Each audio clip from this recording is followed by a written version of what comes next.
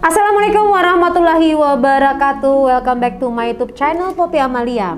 Makin menarik pembahasannya guys, karena kita hari ini membahas ekspresi wajah dari Amber Heard yang belum pernah ada yang ngebahas di seluruh dunia manapun. Coba kamu cek, ada nggak yang ngebahas ekspresinya dari pakar ekspresinya langsung. Oleh sebab itu, saya tunggu like, subscribe, and share terlebih dahulu. Ingat ya, bahwa konten ini sangat mengedukasi dan juga memberikan banyak pengetahuan buat diri kita. Nah, kalau kamu bagi yang ingin mempelajari micro expression lebih dalam lagi, bahkan mendapatkan sertifikatnya langsung, mending kamu langsung ke www.psikodinamika.org. Di sana kamu bisa langsung belajar mengenai micro expression. Nah, ini penting banget loh, bisa mempelajari ekspresi wajah orang karena kamu bisa mendapatkan gambaran apa yang orang tersebut pikirkan. Penting untuk proteksi diri kamu agar kamu tidak mendapatkan apa yang dialami oleh Johnny Depp or Amber Heard. Nah, mendingan langsung ke sana. Oke, terima kasih untuk like-nya. Kita masuk pembahasan berikut ini.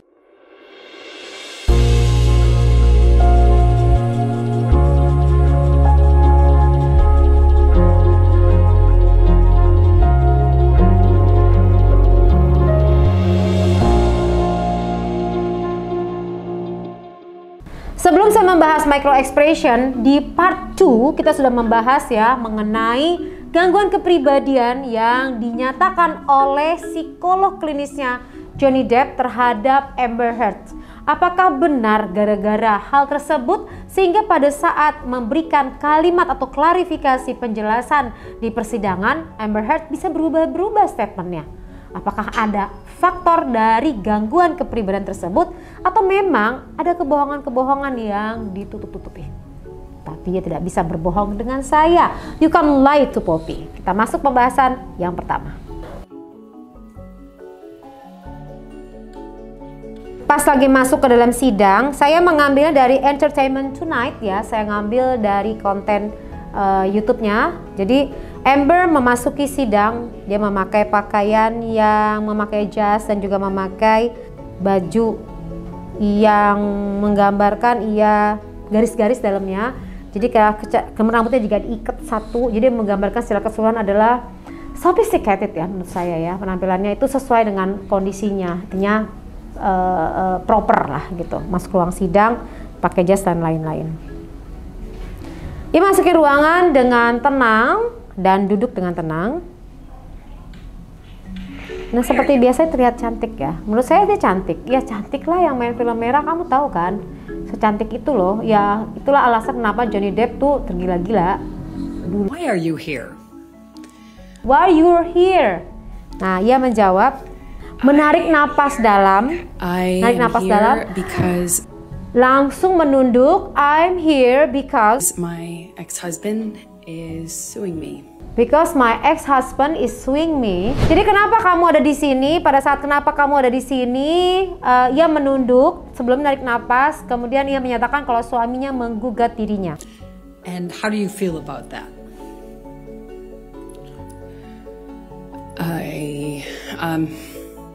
Pada saat ditanyakan how do you feel about that? Apa yang kamu rasakan pada saat kamu digugat oleh suami? Ia tidak langsung menjawab, ia narik napas, kemudian melihat ke kanan, melihat ke kiri, dan kemudian bibirnya dinaikkan satu sisi, yaitu sebelah kanan lebih tepat ya. Seperti ini. Nah, kamu lihat di menit 022, perasaannya, dan dia ngelirik ke satu titik, kalau kamu lihat di sini ya. Kamu lihat bibirnya naik sedikit, di 0,22, naik sedikit banget. Bibir naik tidak rata itu kontem, jadi ya semacam melecehkan dari gugatan suami ya, secara nggak langsung gambaran seperti itu. I struggle to have the words. Ya, dia posisinya tidak nyaman pada intinya ya, dan menyakitkan juga. I struggle to find the words to describe how agak sulit untuk mencari jawaban, untuk mendeskripsikan kalimat atas pain yang dirasakan. Gugatan suami, abis ia bicara sulitnya untuk mendeskripsikan rasanya digugat oleh suami, kembali menunduk lagi, karena kalau menunduk itu menggambarkan adanya perasaan sedih dan adanya perasaan pengalaman emosional yang dalam. Sampai kesulitan mengungkapkan kata-kata ya, karena tadi tidak ada kata pengganti dari yang bisa disampaikan oleh Amber pada saat ia kehilangan suami. Remember the part 2, kalau misalnya Amber itu gak bisa banget tuh dilepas dari orang yang dia sayangin, gak bisa kehilangan, makanya sulit untuk mendeskripsikan perasaan yang dirasakan. Painful this is. This is horrible for me to sit here. Mengerikan, jadi horrible itu mengerikan buat dirinya, kemudian mengeluarkan lidah pada saat ia bicara mengenai mengerikan. Lidahnya dikeluarkan berarti menggambarkan adanya kecemasan. For weeks and For weeks, jadi pada saat for weeks itu wajahnya tuh menyeringai seperti ini ya, selain gak nyaman juga menjijikan gitu kan. Beberapa minggu ini pengalaman batin yang tidak enak. so we were secretly dating, and then Ada yang menanyakan kepada dirinya bagaimana pertemuannya dengan Johnny Depp. Nah, di sini ekspresi tergambar. Mereka pertama kali adalah adanya sebuah pertemuan secret dinner ya, kayak private lah, rahasia, pertemuan rahasia, nggak ketahuan banyak orang. you know, it was beautiful. It was I felt like Pada saat menceritakan ekspresi wajahnya itu pas lagi bilang it's a beautiful, ia menggambarkan indah banget pertemuan pertamanya dengan Johnny Depp ya. Matanya tuh sedih. Jadi pada saat dia menggambarkan indah, tatapan matanya ke satu titik di 057, kamu lihat again. Di sini kehilangan fokus dari retina matanya adalah menggambarkan kesedihan yang mendalam. Jadi di sini Amber sedih banget mengingat kejadian pertemuan pertama. It means Amber benar-benar fall in love ya sama Johnny Depp. Begitu fall in love-nya, efeknya jadi apa? Posesif. this man knew me and saw me in a way that no one else had. Dia merasa kalau Johnny Depp ini memahami dirinya dengan amat sangat. I felt that, like, when I was around Johnny, I felt like the most beautiful person in the whole world. Pada saat dia mengatakan juga bahwa pada saat pertemuan itu dia merasa bahwa dia perempuan paling cantik seluruh dunia, tapi bibir kirinya naik jadi kontem. Kontem yang dia keluarkan pada saat I felt like the most beautiful woman in the world gitu kan, pada saat dia ngomong kayak gitu, itu kontem. Jadi artinya sebenarnya dia kayak ngatain si Johnny Depp bahwa lu cuman bullshit lah ngomong I'm the most beautiful woman in the world, kayaknya bohong banget deh gitu loh. Jadi kayak pas lagi dia remember itu, di dalam pikirannya tuh kayak nertawain, udah lalu kena tipu gitu, ngerti gak sih? Sebagai cewek dia merasa kayak disia-siain gitu loh, kayak itu was a dream, gitu, itu nggak bener gitu loh, kayak gitulah, maka dia kontem. Do you remember the first time that he physically hit you? Do you remember the first time in physically he hit you? Dia bertanya seperti itu, ada pertanyaan. Yes. Dia langsung jawabnya yes, tidak ada jeda, yes. Berarti data yang dia sampaikan bahwa memori pertama kali dipukul menurut versinya itu clear, itu benar. Dia mengingat. Tell the jury about it. Sebelum dia bercerita, dia nunduk dulu ke bawah, lalu menarik nafas. Ini menggambarkan kisahnya memberatkan buat dirinya banget, sulit untuk dideskripsikan.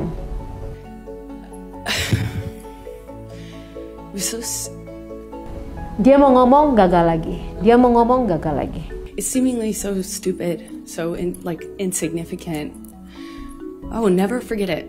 Dia yang jelas dia tidak bisa melupakan, pada saat tidak bisa melupakan, lagi-lagi dia sedih. Sorry, saya ngeliatnya malah sedih. Dan matanya fokusnya hilang. Sebentar, kamu lihat ya. Bantu saya, apakah benar mulutnya turun, matanya turun, dan bola matanya kehilangan fokusnya? Benar? mulutnya turun, itu indikatornya sedih. Dia nggak ngejek Johnny Depp, dia sedih dia mendapatkan perlakuan itu. Menarik ya, kenapa dia sedih? Soalnya mulutnya begini, mulutnya turun, matanya nggak konsen. Dia sedih, kamu bisa lihat di 1.36 ya, di Entertainment Tonight, kamu bisa lihat di situ ya. Itu pada saat penyataan perasaannya yang ditanyakan oleh seseorang. It changed my life. Dan itu membuat keadaan ya berubah buat dirinya. Change my life. Ya. Itu mulutnya kembali lagi turun. Jadi dia sedih. I didn't realize at the time, but I think he was using cocaine because it was like there was a jar of cocaine out on the table. I realized that sounds weird, but it was like. Nah, kemudian dia mengatakan bahwa Johnny Depp menggunakan kokain. Dia melihat Johnny Depp menggunakan kokain. Nah, kamu lihat pada saat Johnny Depp menggunakan kokain, Johnny Depp tertawa. Jadi pas lagi si Amber menceritakan pada saat kejadian itu, Johnny Depp menggunakan kokain, Johnny Depp tertawa ke arah sebelah kanannya di 2.08. See?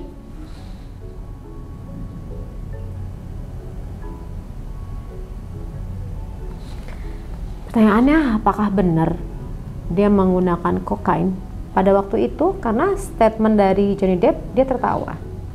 And I asked him about the tattoo he has on his arm. And to me, it just looked like black marks. I didn't know what it said. It just looked like muddled, faded tattoo that was hard to read. Nah, pada saat ditanyakan mengenai tatonya di situ, dia melihat, kata Amber ya, dia melihat bahwa ini pertanyaannya, diskusinya adalah diskusi yang santai karena kita duduk sama-sama di sofa, tidak ada masalah apapun gitu kan.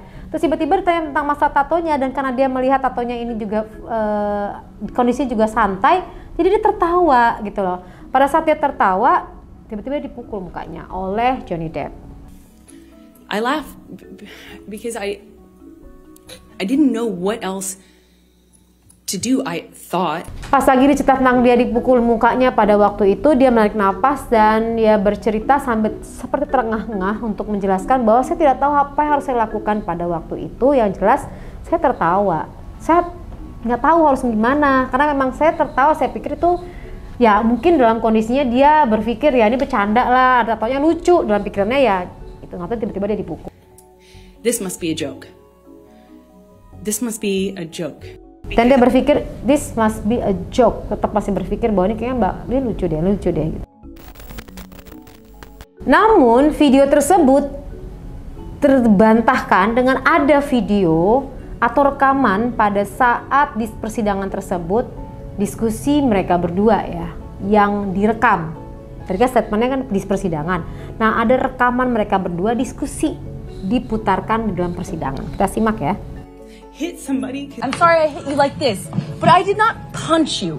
I did not. Nah, di sini ada rekaman yang menyatakan bahwa I'm sorry I hit you like this, but I didn't not punch you. Hit, not punch.